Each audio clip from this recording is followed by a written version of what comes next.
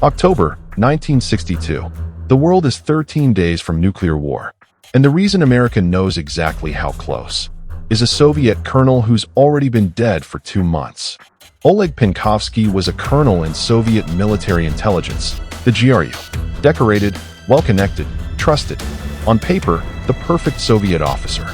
In reality, disillusioned with the regime and convinced Khrushchev was leading the world toward catastrophe.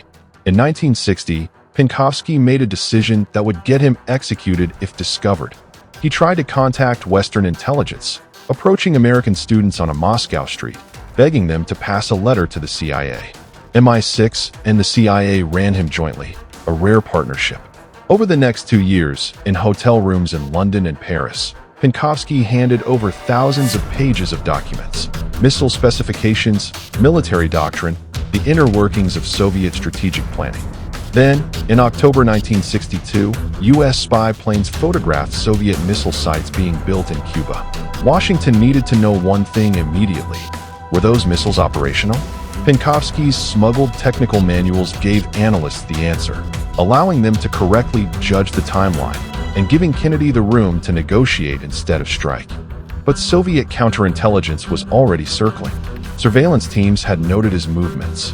In October 1962, the same days the missile crisis was unfolding, Penkovsky was arrested. Historians still debate exactly how much Penkovsky's intelligence shaped Kennedy's decisions. But American officials at the time called it some of the most valuable intelligence the CIA had ever received.